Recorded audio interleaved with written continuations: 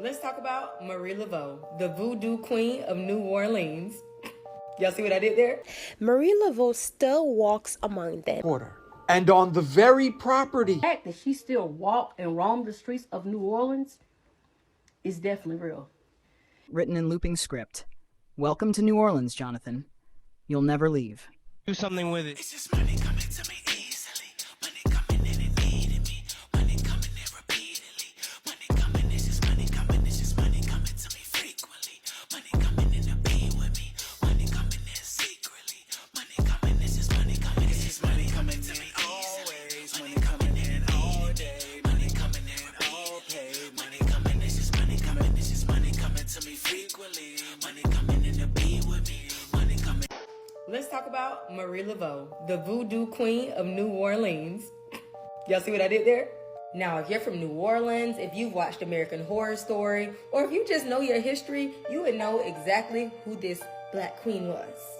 But if you don't, I'm here to enlighten you. She was many things.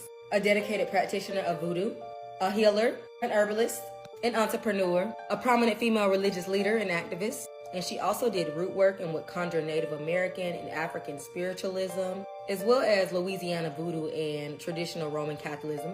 She was Catholic.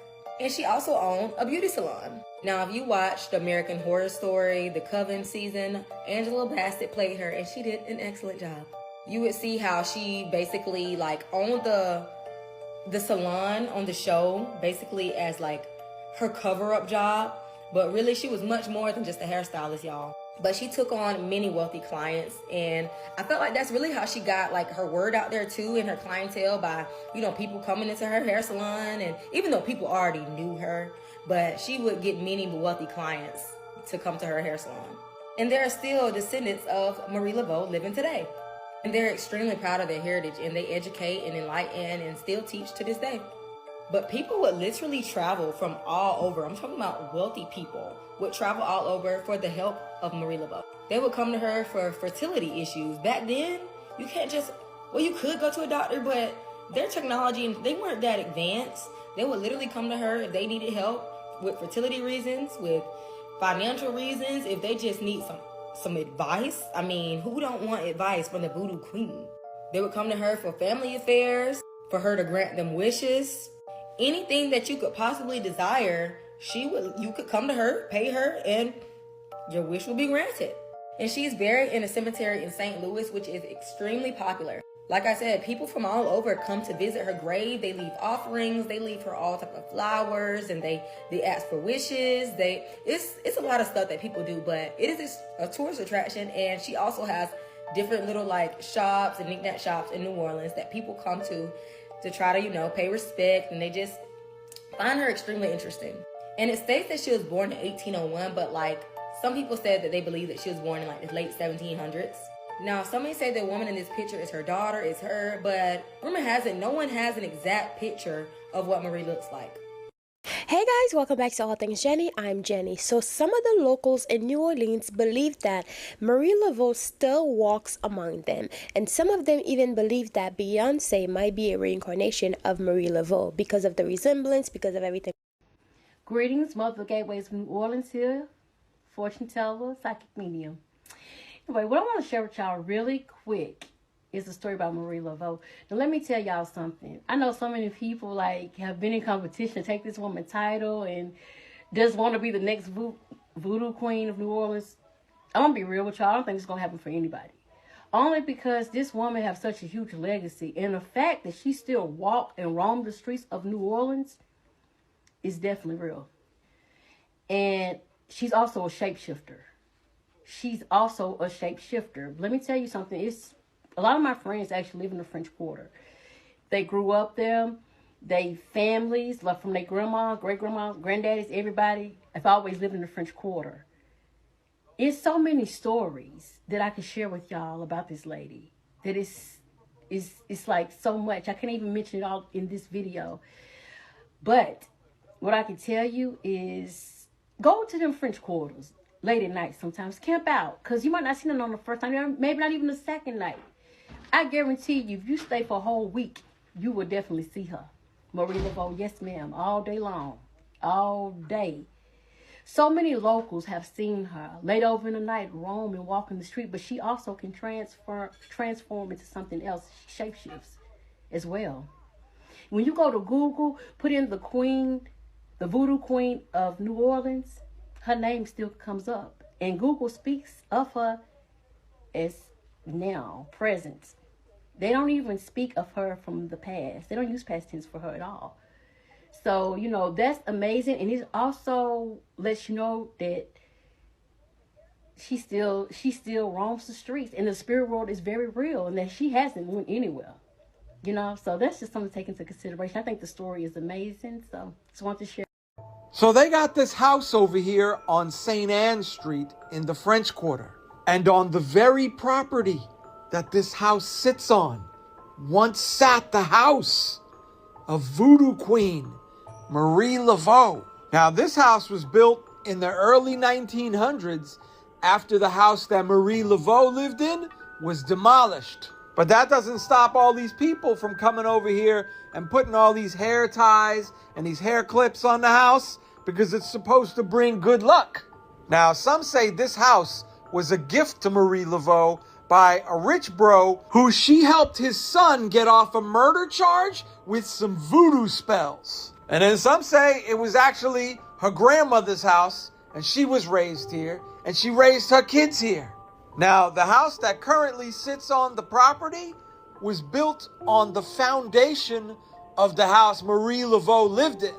And some say her spirit is still present. And some have even claimed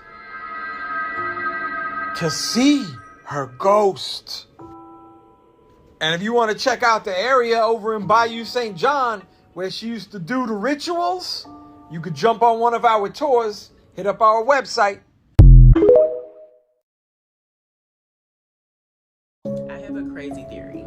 I think Beyonce was Marie Laveau in one of her past lives, and I'm going to tell you why in just a minute. Disclaimer, this video is for entertainment purposes only. Also, the picture at the bottom left corner, I've seen people say it's not her, but I don't know, because they said she didn't take any pictures for certain reasons, but this lady kind of favors her if it's not Marie Laveau or Marie Laveau. But I just use these two pictures, this one on the right and this one at the bottom left corner, just for references and examples. So Marie Laveau, or Marie Laveau, she was born on September 10th, 1801 in New Orleans, Louisiana. She was also a Virgo and a famous hairdresser. Now, she was also considered to be the queen of voodoo in New Orleans back in the day. Throughout the 1800s, people came to her for help, and she was very helpful with people, and even, you know, she was a very famous hairdresser. Now, she died on June the 15th in 1881 is when she passed. And notice, pay attention to the dates. They correlate very well. And she was of Louisiana Creole heritage as well. And like I said, she was a very famous hairdresser and not just known as the Queen of Voodoo. Now, Beyonce, she's a Virgo as well, and she was also born in September, on September 4th, 1981. Now, some of y'all may think this is a coincidence, but I firmly believe in past lives and reincarnation. It's been way too many stories, and also just look at how the dates correlate between them, and they have a lot of things in common, in my opinion. And Beyonce is also of Louisiana Creole heritage, and she pays homage to that as well in a lot of her songs and music videos. Just go back to the Deja Vu video. She incorporated that in her music video and listens to the lyrics of her songs. Even throughout the Lemonade era, she started to get more into her spirituality and African spirituality. And, you know, people can say it's evil or whatever. It's not evil. It's not. That's a white colonizer mindset, but that's another video. Now, I do understand some people can use their magic for evil, but it's voodoo or voodoo is a huge part of African culture and heritage. Do your research. It's nothing evil about it. Like I said, this a white colonizer mindset. And as some of you all may know, Beyonce also has incorporated a lot of, you know, hairdressing and her, you know, things that she's done. And she also has released Sacred, the hair care brand. So I feel like a lot of things can come full circle and can correlate to your past lives, because I feel like now she's incorporating a lot of the material as far as appreciating black hair and showcasing black hair and uplifting black hair and the whole image of, you know, black women. Just look like a lot of us are in tune with our hair, but I feel like not enough of us know enough about our hair. So I feel like in this lifetime she's doing more for black women in regards to our hair care routines, learning more about our hair. You know, the more you reincarnate or incarnate, depending on your past lives, whatever past life you pick to be relevant in this lifetime. And I think she chose this. This is one of the ones she chose. So that's what I think.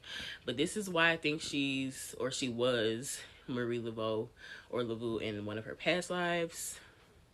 They just have a lot in common to me. I don't know. Y'all can let me know what y'all think. This doesn't sound crazy. It sounds like the best compliment that I've ever had. If you do not know who Miss Marie Laveau is, you should find out. In short, she was one of the most powerful and prolific voodoo practitioners in history. The fact that we are 141 years past her transition and we are sitting here talking about her on TikTok is proof of that fact.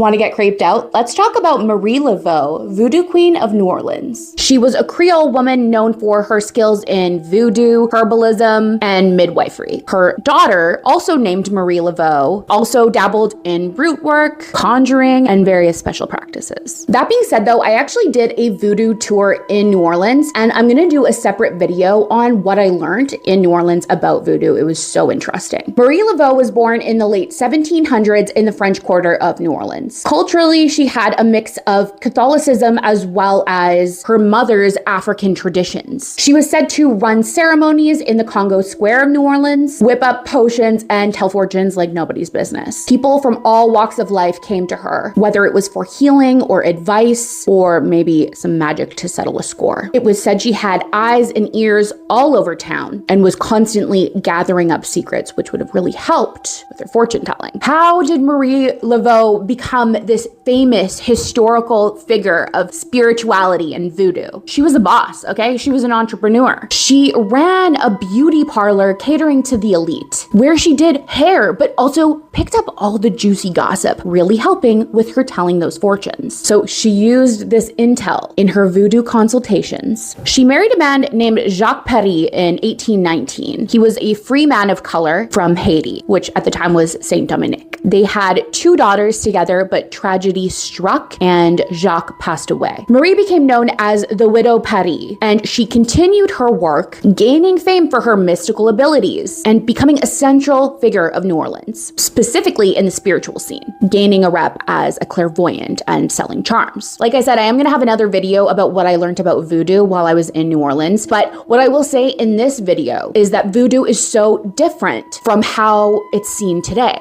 It's actually called Voodoo. It's actually very beautiful religion. But Marie Laveau was an entrepreneur. And sometimes being an entrepreneur means running with what someone labels you as. Sometimes that actually enhances your business. And Marie Laveau, well, she was smart enough to do that. She was more than just a mystical practitioner, though. She also cared for many sick people during the yellow fever pandemic and tended to prisoners on death row. There were rumors about her using mysterious potions, but it is more likely that she stuck with Catholic traditions and prayers. One of the really interesting things that I learned about Marie Laveau while I was doing this voodoo tour in New Orleans was that her daughter also would go out as Marie Laveau. And people would say, like, Marie Laveau doesn't age. She's magic. She stays the same age. But really, it was her daughter being Marie Laveau II. Marie Laveau passed away in June 15th of 1881 and was said to be 79. But the whole town of New Orleans felt it when she passed away. Her funeral was massive, with people arriving from all walks of life. Marie Laveau has a lot of mystery that surrounds her. Her tomb in St. Louis Cemetery draws crowds, people just trying to touch a little bit of her magic. She's one of those living legends. She's a part of New Orleans' soul. There is this wild tradition where people will go and draw an X on her tomb, which please do not deface tombs. I do not support that whatsoever. But they will go draw an X on her tomb, hopefully with their finger, I'm hoping. And then they'll spin around 3 times and shout out their wish, hoping Marie Laveau will make their wish come true. There was even a punk rock band that was accused of trying to dig up Marie Laveau's body. Rock and roll, baby, don't do that, please. I'm not sure if that cemetery is currently closed, but it was closed because of the vandalism that would occur to her grave, whether it was people marking X's in it or someone colored it pink once, and that's so sad. I truly believe that these parts of history are so important and we should be able to enjoy them, but some people ruin it for everybody. Despite all of the myths and legends surrounding her, Marie Laveau was a force to be reckoned with. She was a woman of beauty, intellect, and charisma. You had to have charisma to run a beauty parlor as a woman of color to the elite in that time, get all this juicy gossip, and become a recognized voodoo queen. Anyways, that's it for this one, but follow along because I am going to be posting a video about what I learned about voodoo,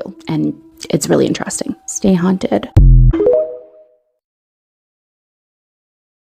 Greetings, my friends. I am Marie Laveau. Today I shall weave for you the tale of my life, a life intricately woven with the spirits, the community, and the enigmas of New Orleans.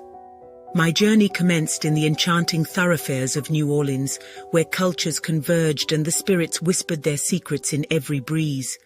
Some claim I was born in 1794, others assert it was 1801. The years may blur, but my purpose remained crystal clear. My lineage bore the fusion of African heritage and Creole lineage. Marguerite d'Arcantel and Charles Laveau brought me into the world. I married Jacques Paris, who vanished into the shadows, leaving me as the widow Paris. Thereafter, Jean-Louis Christophe Duminy de Glapion became my companion through life's ebbs and flows. To support my family, I delved into the world of hairdressing. Within its tapestry, I glimpsed the lives of the privileged, their struggles, and their concealed truths. Knowledge became my armor, guiding me to aid those who yearned for solace. Voodoo, a mosaic of spirituality woven from the threads of Dahomey and transplanted across oceans by the enslaved. In New Orleans, Voodoo endured under the weight of oppression and scrutiny, yet its flame burned fiercely in the hearts of those who sought its refuge. As a queen, I stood as a guiding light. Seeking my counsel for matters of heart, law, and spirit, people formed a spiritual family. At my abode on St. Anne Street in Congo Square and by Lake Pontchartrain, we congregated, connected, and communicated with the realms beyond. St. Anne Street, a haven for conversations that transcended the mundane. Congo Square, where the enslaved and the free alike sought solace, finding respite from their burdens. And by Lake Pontchartrain, under the watchful gaze of spirits, we danced, sang, and fused our souls. Intrigued observers, lured by whispers of the arcane, ventured to witness our ceremonies. Tales of spirits and rituals grew in their retelling, yet they merely glimpsed the surface of our age-old practices. And thus, my dear listeners, my life intermingled with the spirits and the souls of New Orleans. As the Voodoo Queen, I straddled the line between this world and the next, offering guidance, safeguarding, and healing to all who sought my presence. Remember, my friends, the depths of our traditions are richer than meets the eye. The spirits continue to guide us, their murmurs carried through the winds of time.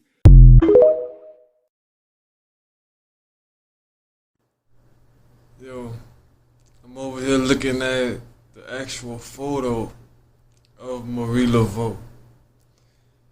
And like when I look at her, I honestly see a Filipina who's possibly would be a Negro, not a Tagala, or whatever may be other Filipino tribes or clans.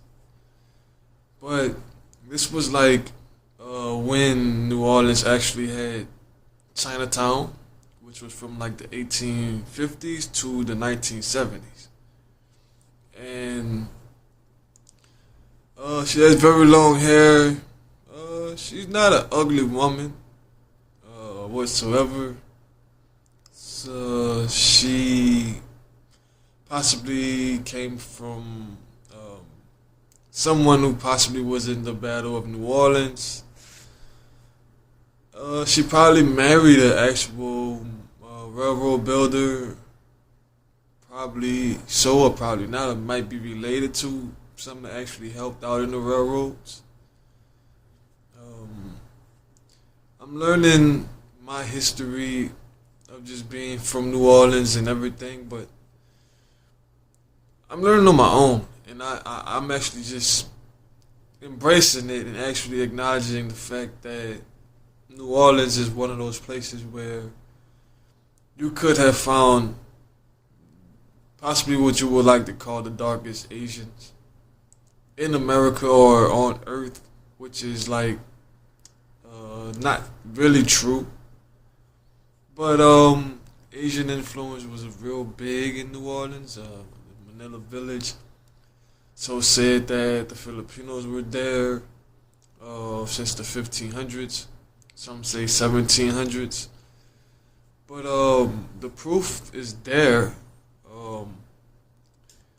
Some actually come from like railroad builders. Some actually come from the Japanese.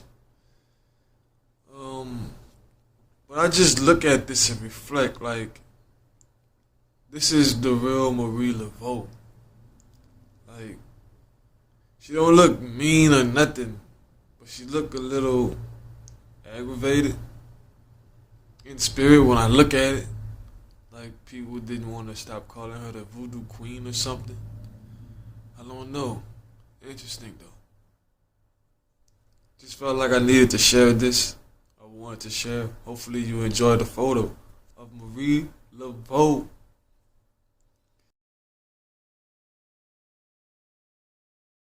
To me, it took me by surprise almost, but then when you kind of think about it and look at it, they do resemble each other. And also, did you know that Beyonce has a church in New Orleans? She's Creole, just so you know, but she has a church in New Orleans where the people actually dedicate songs to Beyonce. Not just dedicate, but they sing to Beyonce. Like as if like Beyonce is one of the statues, the Jesus statue. You know what I mean? They sing praise and worship to Beyonce, to goddess Beyonce, goddess this and goddess that. And they really go all out with Beyonce over there. And she has, I believe she has a church or she has a mansion over there that is turned into a church or something, but it's not the same church. But the church that they sing to her and worship her is actually a mega church. So it's a really, really big church. Like when I was watching a documentary about the Beyonce church, I mean, people were like, oh, hell, Beyonce. You see, so here's the difference between me and other people. Not to say that I'm better or anything like that, you know what? But I don't like to do my practices with other people. You know how like they say, yes, your work gets stronger, but all of this extra thing, I don't like to do it because I like to be in my own zone. I like to be able to find the things where I need them. I don't need a whole coven to do the work because I feel my energy is strong enough. Well, maybe if it's for like other stuff, I might need one or two other people, but I do like to work by myself, But anyways, what was I gonna say? Yeah, so the whole New Orleans thing, Marie Laveau, I love her. And I believe that Marie Laveau is descendant of Haitians. Do your research. Don't come for me. Do your research. But I do believe she is descendant of Haitian, or she was married to a Haitian man. Because I have this book. It's called, let me show you. Okay, let's forget about the book for now. I did show the book before when I showed the passage of like the Medusa and all the African gods and goddesses and stuff. But because you guys know I just moved, so my books are still in boxes and I cannot find that book. But I do have it, and it talks about Marie Laveau, and it tells you all her stories. And I believe, if I'm not mistaken, she is descendant of Haitians, or her husband was Haitian. He came from Haiti and went to New Orleans, and that's how they met. But anyways, guys, that's my take on the whole Marie Laveau. I love her. Do your own research on her, and you can work with her also. Like I've worked with Marie Laveau before. She's really, really nice, and she do grant you what you request for. But of course, you gotta come correct. You gotta give her the right offerings. You gotta talk to her nice. Yes, and depending on who you are, if you approach a certain way, and you don't do the proper divination and, gratitude and proper offering, it might not be good for you. You might get the opposite of what you're asking for. So just do your research, and that is the reason why I like to show them, like, Ezuli Fuera, Ezuli Dantor, Shango. Oh, I will do a one on Shango. I actually had a cat named Shango. I named him after him. Excuse me. Yeah, so I like to cover them because I want you guys to understand and have knowledge of your ancestors and, the people who came before us, because they're still alive. Just like that lady said that Marie Laveau still walked the street. I believe it. I believe it. I wish I would have walked into her or run into her while I was there for like 7 days. I didn't. Hopefully the next time I go, I will see her. Okay, and hopefully it would be a good experience. All right, she might not recognize my face because I have a new face. Not have a new face, like when you change things up and you look different. But anyways, the soul will recognize me. So anyways, guys, I'll talk to you guys later. I hope you enjoyed this video. Bye. Jonathan Greer arrived in New Orleans on a humid December evening, the air thick with mystery and the scent of spices wafting from street vendors. He'd always heard the city was alive, vibrant, chaotic, and teeming with life. But the night seemed darker than he expected, the streetlights casting long, ghostly shadows on the cracked cobblestones of the French Quarter. He had no business in New Orleans other than curiosity. A solitary traveler with a penchant for thrill-seeking, Jonathan sought the supernatural. Ghost tours, urban legends, and whispers of Marie Laveau, the Voodoo Queen herself, had lured him here. Yet the deeper he wandered, the less this felt like a vacation and more like a mistake. The streets were alive, but not in the way he'd imagined. Jazz music bled from hidden corners, the brassy notes sharp and haunting. In the dim light, groups of people gathered on stoops and corners, their voices murmuring in unison. Some burned candles and chalked strange symbols on the ground. Others held dolls with pins jammed into their forms. Jonathan felt the eyes of the locals trailing him as he passed. His footsteps quickened. He turned a corner, and there she was, a woman standing alone beneath the shadow of a wrought iron balcony. She wore a white dress that glowed faintly in the dim light, her head wrapped in a red tignon adorned with golden charms that seemed to catch non-existent light. Her presence was magnetic yet unsettling, as though she were both real and not. Jonathan froze. He knew her image from books and folklore, Marie Laveau. But that was impossible. She had died over a century ago. Lost, are we? Her voice was smooth, her Creole accent thick and melodic. Jonathan opened his mouth, but no words came. New Orleans has a way of swallowing lost souls. She continued, stepping closer. Her eyes locked onto his, dark and endless, like pools that could drown a man in his own fears. You walk these streets thinking you know what you're looking for, but you don't. I'm just here to see the city, he stammered. She chuckled softly, a sound that sent a shiver down his spine. The city sees you, Jonathan. How do you know my name? He asked, his voice barely above a whisper. She tilted her head, her gaze piercing. I know many things, things you don't want me to know. Like the secret you bury deep, the one you carry with every step you take. Jonathan's chest tightened. He wanted to run, but his legs refused to move. Let me show you, she whispered, her voice like the wind through moss-covered trees. She reached out, her hand cold as it grazed his temple. In an instant, the world dissolved. He was no longer in the French Quarter, but standing in a swamp under a blood-red moon. The air was suffocating, the croak of frogs and the rustle of unseen creatures deafening. Around him, shadows moved, figures with hollow eyes and twisted forms whispering his name. He turned to run, but the ground beneath him rippled like water. He sank, the murky swamp pulling him down. In the distance, he saw her again, standing on the surface of the water as though it were solid ground. You can't escape, her voice echoed in his mind. You sought me out, and now you found me. But finding me means finding yourself, and the darkness you carry. Jonathan screamed as the swamp consumed him. Just before the water closed over his head, he heard her laughter, low and haunting. He awoke in his hotel room, drenched in sweat and shaking. The clock read 3:33 a.m. He bolted upright, his heart racing, but something on the nightstand caught his eye. A single white candle burned there, its wax pooling onto a small cloth. On the cloth was a doll, its face crudely stitched to resemble his own. Pinned to its chest was a note written in looping script. Welcome to New Orleans, Jonathan. You'll never leave.